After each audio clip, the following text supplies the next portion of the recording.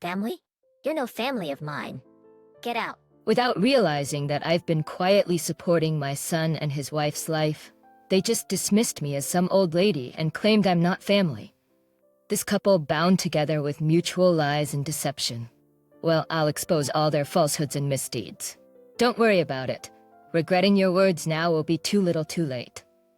My name is Sophia and I love to work. Currently, I'm employed at a publishing house. I always knew I wanted to make a life in the publishing world, and I still remember the day I landed the job at the company I had hoped for. Even now, nearly 40 years later, working is still my calling.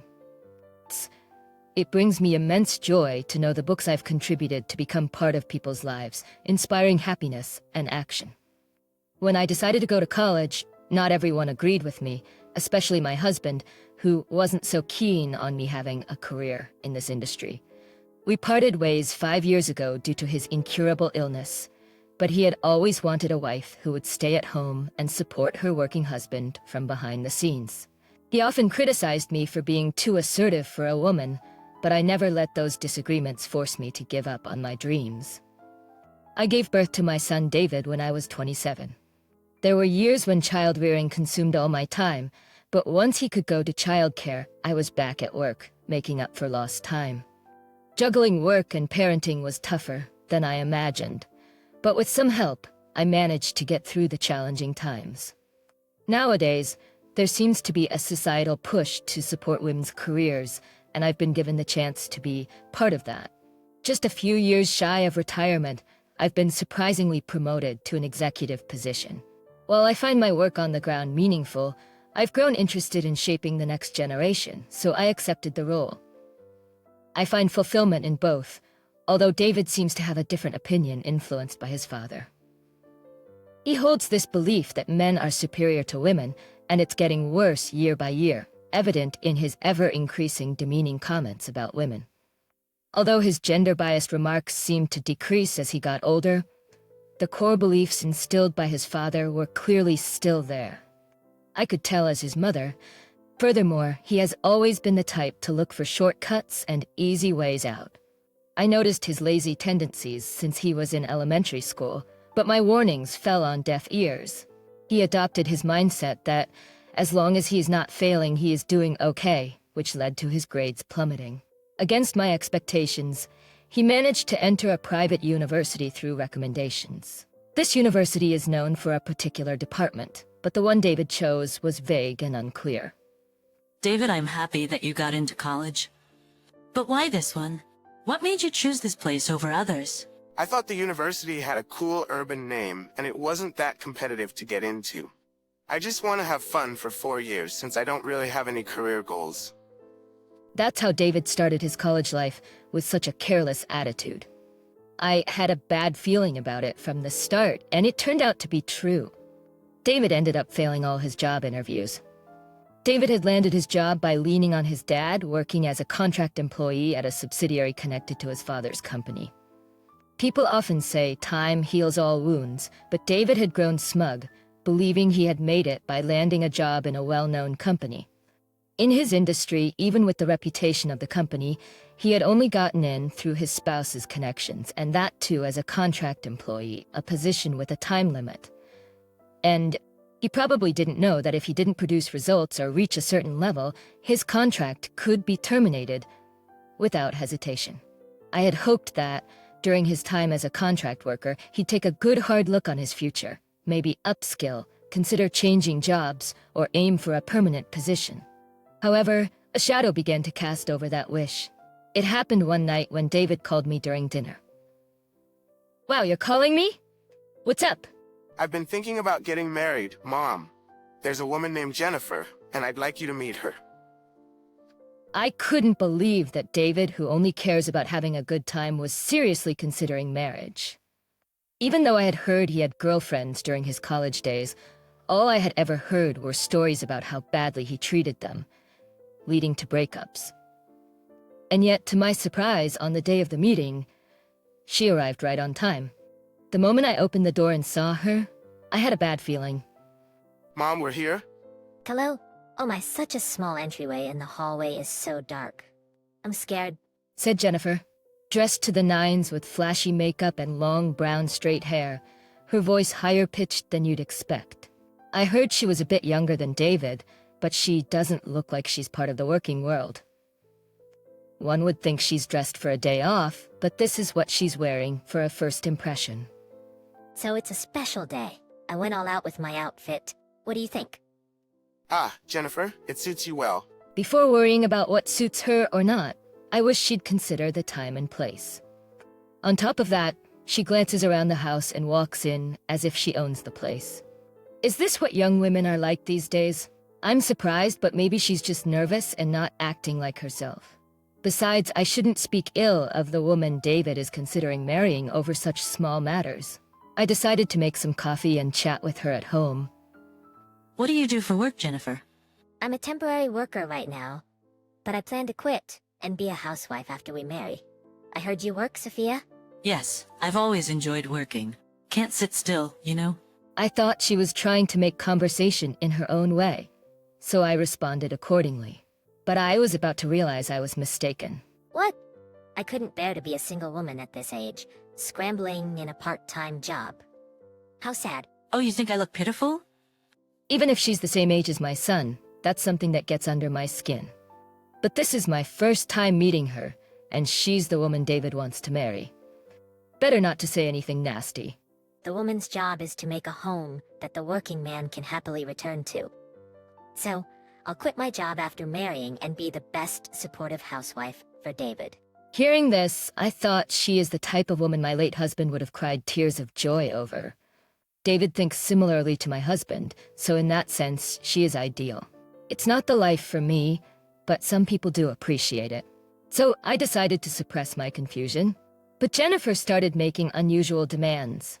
I can understand asking for help with fancy home appliances and wedding costs. They hurt the wallet, but they are for their new life and future together. However, her demands for monthly tea parties and other expenses for their future children really irked me. Sophia, I want to bond with you. How about the trending afternoon tea set at that hotel? Sounds lovely, but my expenses are tight this month. Why don't you go with someone else, Jennifer? What? That place is really expensive. I can't afford it. Oh, I know. How about that piano we talked about? When she realized I wasn't going, she shifted gears as if nothing had happened, a tactic she often uses. But this was the first time I heard about a piano. What are you talking about? You know, Sophia, you can be so forgetful. That will get you fired from your part-time job. We were talking about getting our future kids into piano lessons. Don't you want to provide them with the best quality, preferably domestic stuff? I assumed from her barrage of words that she was talking about having a baby. Most people would probably think she's talking about having grandchildren, given the flow of the conversation. Are you pregnant? When's the baby due? What are you talking about? This is all in the future. You can't just assume things like that these days. Be more considerate. I honestly didn't enjoy dealing with Jennifer, who always talked like this. To make matters worse, David also approached me about borrowing money. This happened during a rare visit to my house when he came alone. Look, I came by myself today to talk about a mortgage. I'm planning to buy a house, but I'm a bit short on cash. Could you help me out by lending your name for the loan? Can't you handle the mortgage with your own money? That's not possible. It'd be harsh to ask Jennifer to work, and I'm planning to make a room for you too, so please help. Well, I couldn't refuse after hearing all that. There was also the urgency of the mortgage review, so they decided to consider my income in the loan application. David was always a bit showy, quickly deciding to buy a home he couldn't afford with his income. A custom-built house in a well-known urban area, close to work, and convenient for everyday life. I was merely lending my name for the loan, with David responsible for the main payment, so I became anxious. My fears were confirmed in an unexpected way. David committed a major blunder at work, something that could easily get him fired. He managed to avoid dismissal, but a significant pay cut was inevitable. Maintaining the same lifestyle, especially with a mortgage, is clearly difficult. Mom, what do? I messed up. We can't live like this. You weren't fired at least. Slowly rebuild your life and regain trust. We can't have Jennifer going hungry. I'll help you out until things stabilize. I decided to offer limited financial help. I began to worry about how David and Jennifer were feeling after such an incident at the company. One day, for a change of place, I took them on a shopping trip a bit far away. I picked up David and his wife at their home, and we set off on an hour-and-a-half drive. Let's take a break and clear our heads. That Italian place over there is superb. Thanks, Mom. This is a lifesaver. Sophia, that's really thoughtful of you. There's a sale going on. Wonder what I should get. Everything was going smoothly. But then we got caught in a bit of traffic. During the drive to the mall, I needed to use the restroom, so we stopped at a grocery store. I came back to find a car about to speed off. Upon closer inspection, it was my car. As I stood there bewildered, the car sped up. I rushed over, thinking something must be wrong. Behind the wheel was David, and stopping him was none other than Jennifer. What's this about? A cruel joke to play on family? Family? You're not family. Get out. I had always done my best to help the young couple quietly from behind the scenes. I thought they were important family to me. Apparently, I was the only one who felt that way. Fine, I'll leave. I guess I'm just a nuisance to you newlyweds. With that, they roared away, leaving me with the sound of their loud engine. Jennifer was laughing and eating snacks in the passenger seat. If people are going to take my kindness for granted and even trample on it, they need a lesson in consequences. What goes around comes around. I immediately went home via taxi and started making changes to all the property registered under my name. There were several things I had bought under my name, at the request of David and Jennifer. From the mortgage on my home to installment payments for the car and furniture, everything was in my name. This isn't about profits or losses anymore. I thought I was doing them a small favor, but if we're not family, I have no obligations. I changed the pair's name to David.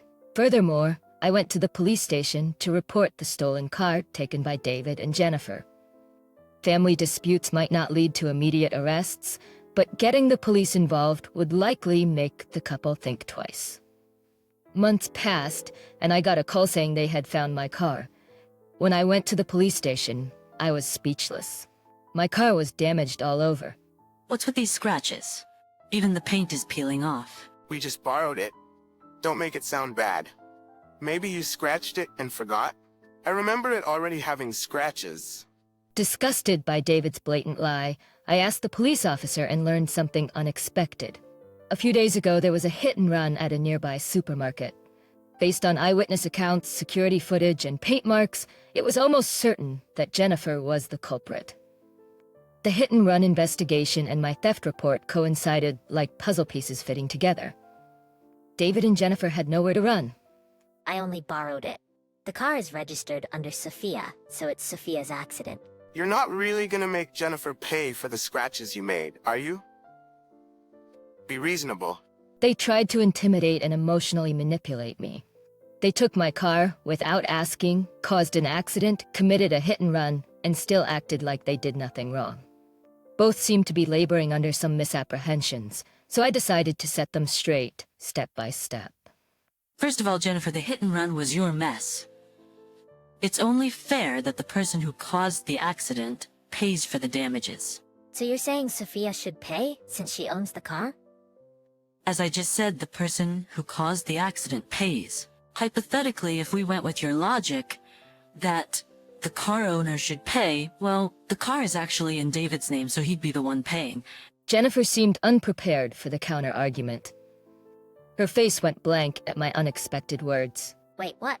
I didn't even know whose name was on this old, beat-up car. I only borrowed it for a bit. The one who damaged the car is you, right? I transferred the ownership to David on the day you two stole my car. I was certain it would come back in one piece. Excuse me? You don't trust us? And you're making your adorable son and his wife struggle financially? What's your thinking? As if they are such angels, I thought. They were trying to forget about everything they'd done and said to me in the heat of the moment. You are the one who rejected me as family and stole my car. Why would I go out of my way for someone who's not family? Come on. Maybe there's a nuanced misunderstanding. Jennifer didn't mean it like that, and you should forgive her for my sake. It seems David imagines himself as the heroic husband, protecting his bullied wife from his mean mother. David, you are my son, so let me tell you. It's 100 years too early for you to say, for my sake. At least pay back all the money you owe me first. What are you talking about? Debt? David, have you been borrowing money from Sophia behind my back? Since Jennifer seemed clueless, I decided to fill her in. David may have impressed you with the name of a famous company when you met, but he is just a contract employee. His salary isn't all that much, and after a recent big mistake, he took a pay cut. That's why he begged me for help. Wait, I never heard about him being a contract employee. He said he was expecting a big bonus. Being a contract employee, there is no bonus. Even a full-time employee would find it hard to live luxuriously on his salary. Didn't you know? David turned pale while Jennifer quivered with rage next to him. The revelation seemed to have shocked her. I can't believe this. A man on a contract job, and you're taking money from your part-time working mother? If I'd known, I never would have married you. I feel deceived. Well, you focused only on the superficial, like the company name. You made a decision to marry him, didn't you? Plus, I contribute to my company as an executive. As long as we don't go overboard, we won't have any financial difficulties. Jennifer gnawed at her nails while muttering something under her breath. She looked nothing like the Jennifer I knew, glaring at me as if it couldn't be her fault. Seeing her like this reminded me of something. By the way, remember Emma from your wedding? How's she doing? I just invited her to make up the numbers. I have no idea what she's up to. She actually works at my company. She enjoys theater, and we sometimes go together as friends. Jennifer looked surprised for a moment, but then glared at me. So what? Are you paying a young woman to be your friend? She does look like she needs money. I don't appreciate you bad-mouthing my friend. I've often discussed you with her. At this point, she glanced at her phone and went pale, sitting down right where she was. From my vantage, her phone was filled with notifications, messages criticizing her lies and behavior. Unable to silence the incessant notification sounds, Jennifer screamed and threw her phone away, lunging at me furiously. This is your fault. You've ruined everything I've built. What are you gonna do about it? I was caught off guard, but managed to fend her off with a self-defense move. Sorry about that. Felt my safety was at risk, so self-defense kicked in. Glad I took those classes. The observing police officer sensed something was off between the car theft and Jennifer's aggressiveness. They separated Jennifer and me, and she was taken to another room. Why am I the bad guy here? He saw Sophia twist my arm, right? Why is she not blamed for injuring me? You're mistaken from the start if you think you can solve problems with force when things get tough. Maybe reflect on yourself? After that, she was held by the police for attempting to harm me. Meanwhile, rumors about her spread like wildfire. Apparently, she'd been boasting about a luxurious celebrity marriage on social media and among friends, claiming she could buy whatever she wanted thanks to her husband's high-profile job. She'd been showing off a life of luxury surrounded by designer brands, not only at gatherings with friends but also on social media, where she posed as a celeb wife influencer. However, once her lies were exposed, the truth about her started trickling out. Gossip from friends just kept coming. Jennifer's true colors were increasingly exposed. Her downfall seemed inevitable at this rate. On social media, she became notorious as a fake socialite, her comment section in chaos. Even her friends had enough of Jennifer's true nature and gradually distanced themselves. Still, she couldn't forget her extravagant lifestyle when she had money. She borrowed from loan sharks to sustain her love for luxury brands and gourmet food, finding herself in a never-ending debt cycle. Feeling cornered, Jennifer finally took a job, but changing one's ways isn't easy. She used to be a slacker as a temp worker and later as a stay-at-home mom, doing practically nothing. So she never really knew what it meant to work responsibly. She landed a part-time job after countless interviews, only to find her supervisor was a woman she had once treated terribly. Rumor has it that Jennifer used to bully meek or plain-looking classmates during her school days. Never did she expect to cross paths with such a classmate at her workplace. Once the self-proclaimed class boss, Jennifer now found the tables turned. Her supervisor, who had diligently built her career, was a tough but fair mentor. Struggling with loan repayments and daily expenses, we can only hope she has learned to appreciate money. As for David, he finally crossed the line. He was caught embezzling company funds to cover living expenses and got fired. Even as a contract employee, the magnitude of David's misconduct spread quickly given the size of the company. His chances of finding another job looked grim. Adding insult to injury, the jobless David came asking me for money.